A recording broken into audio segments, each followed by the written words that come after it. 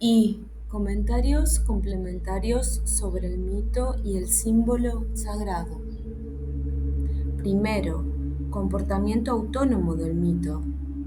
Cuando la referencia afectiva de un símbolo sagrado es de magnitud muy grande, caso C, determina a la referencia a sí mismo a desviarse del umbral de conciencia y a dirigirse a la esfera afectiva. Entonces, el símbolo no emerge en la esfera de luz frente al sujeto consciente, tal como se ha supuesto en el artículo anterior, y pueden ocurrir dos casos: que el símbolo sagrado abandone la esfera de sombra y penetre en la esfera afectiva, o que permanezca en la esfera de sombra. Veamos ambos casos. Primer caso: al penetrar en la esfera afectiva, el símbolo sagrado resulta orientado hacia el corazón, a donde se integra al esquema afectivo allí existente. En consecuencia, el símbolo pasa a ser dominio del sujeto afectivo, que es absolutamente irracional. El sujeto anímico evolutivo, en cualquiera de sus manifestaciones estructurales, razón, cultural, consciente, será siempre impotente para operar sobre un símbolo situado en el corazón, y más aún si el sujeto irracional se ha identificado con él.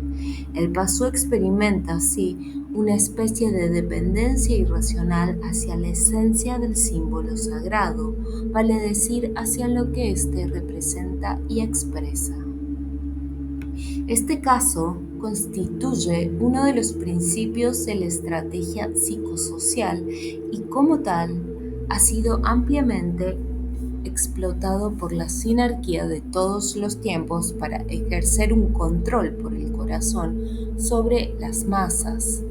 Las grandes religiones organizadas, por ejemplo, se sirven de este principio para dominar mediante símbolos sagrados cordiales, concordantes con el objetivo macrocósmico a sus feligresias, y éstas responden irracionalmente, pero de manera estratégicamente previsible. Aparte de la decadencia general a símbolos sagrados políticos, religiosos, etc., el primer caso aplica también situaciones particulares importantes. Por ejemplo, el enamoramiento vulgar del pasú, que no debe ser confundido con el amor de los idas y virias, tiene su origen en un símbolo sagrado, el de la mujer arquetípica, el ánima de Carl Gustav Jung, que se ha instalado en el corazón y se ha vitalizado con energía del sujeto irracional. El enamoramiento ocurre cuando el pasú proyecta inconscientemente sobre cierta mujer el símbolo del ánima y lo reconoce luego, lo introyecta identificado con la mujer de carne. El pasú cree así haber descubierto materializada a la mujer ideal.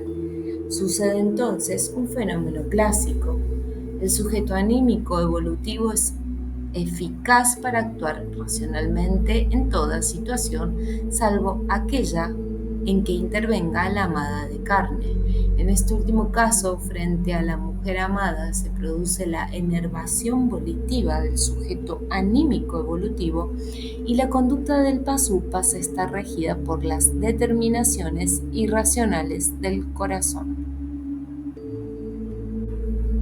Segundo caso: si el símbolo sagrado permanece en la esfera de sombra, es decir, en el inconsciente, como representante autónomo de un mito, ello solo puede ocurrir porque ha sido sostenido por un sujeto irracional, sea el del corazón o cualquier otro. El caso debe ser considerado como si el alma, además del sujeto anímico evolutivo, se manifestara en el símbolo sagrado y lo animara individualmente. Recordemos que algo similar ocurre con los chakras, que son también complejísimos símbolos donde el alma se manifiesta en una pluralidad de sujetos irracionales. La diferencia radica en que los chakras conforman la estructura astral del microcosmos microcosmos, vale decir están ligados, enlazados entre sí, y los símbolos sagrados, por el contrario, disponen de relativa autonomía en la esfera de conciencia. Naturalmente, un símbolo sagrado en la esfera de sombra, animado por un sujeto irracional, solo puede ser una fuente de perturbaciones anímicas, volitivas, psíquicas, etc. Está más allá del sujeto cultural, que es ciego para las imágenes. No posee la facultad de imaginar, pero más acá del sujeto consciente, pues permanece oculto en la esfera de sombra como un mito viviente, como un verdadero demonio interior, aunque solo se trate de la representación autónoma de un mito. Siempre acechando al sujeto anímico evolutivo, tratará de dominarlo y tomar el control del microcosmos, y no habrá manera de prevenirlo, porque su comportamiento será absolutamente irracional. Emergerá en sueños o en la vigilia, o bien obsesionará inconscientemente al sujeto, pero en todos los casos causará algún grado de neurosis. Digamos por último que muchos símbolos sagrados animados irracionalmente, como los del segundo caso, suelen ser reducidos por el psicoanálisis.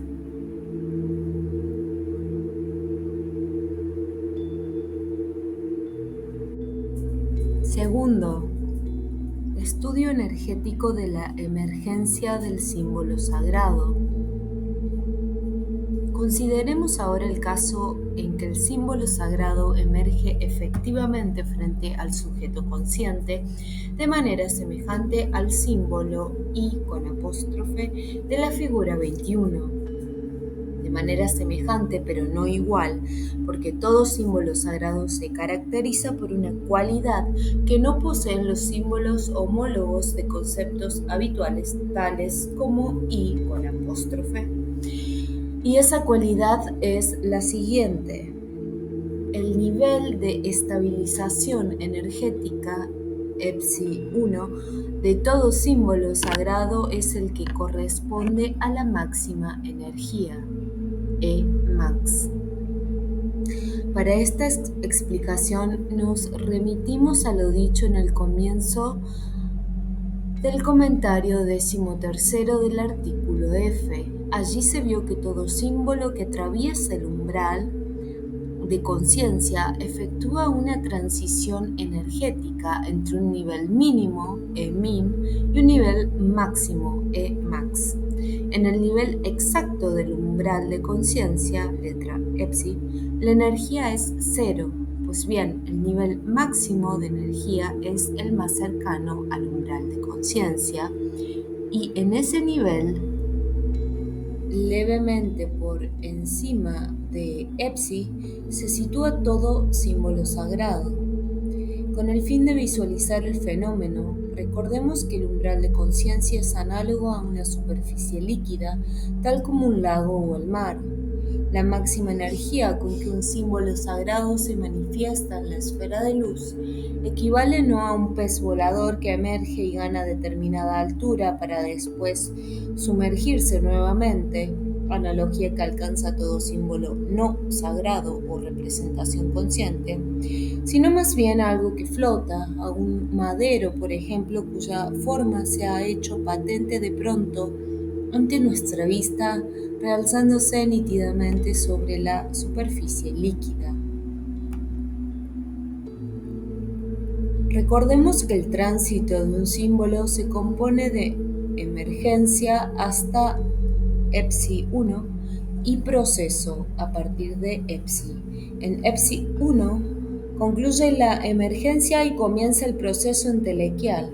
Por tal motivo, la figura analógica para el símbolo sagrado en el nivel de estabilidad energética, Epsi1, corresponde a algo que flota, vale decir, a un ejemplo estático. En la segunda parte veremos que al proceso del símbolo sagrado le corresponde la figura analógica de un globo que se infla, vale decir, un ejemplo dinámico.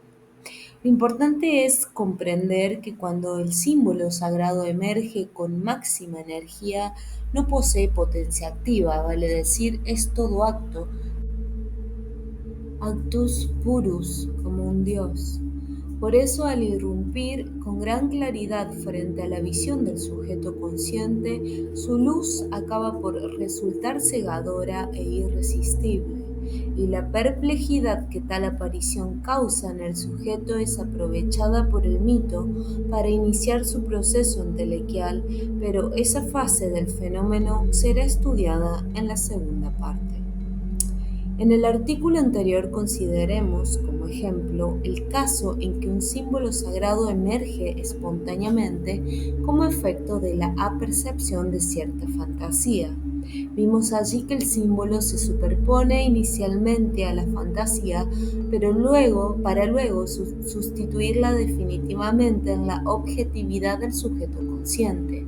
Mas ahora sabemos que todo símbolo sagrado se manifiesta en la esfera de luz con máxima energía, apenas emergiendo del umbral de conciencia, y nos preguntamos cómo ocurre dicha superposición si, por ejemplo, el símbolo I con apóstrofe de la fantasía se encuentra en un nivel energético diferente al del símbolo sagrado. Respuesta: la fantasía se desplazó hacia el símbolo sagrado hasta confundirse con él.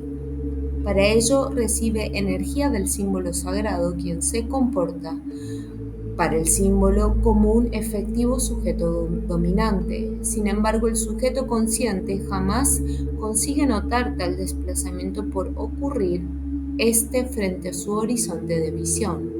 Para explicarlo analógicamente, supongamos que mientras observamos a un niño, se descorren las nubes y sale el sol justo por detrás suyo, de tal suerte que solo percibimos un violento resplandor que nos ciega y luego no podemos distinguir ya su figura. Pues bien, inútil será que luego el niño nos jure que durante el fenómeno retrocedió varios pasos. No lo habremos notado, confundido como estaba el niño con el sol. De manera semejante, la fantasía retrocede frente a la visión eidética del sujeto hasta confundirse con el símbolo sagrado, produciendo la ilusión de que es ella misma quien se tornará súbitamente luminosa y animada.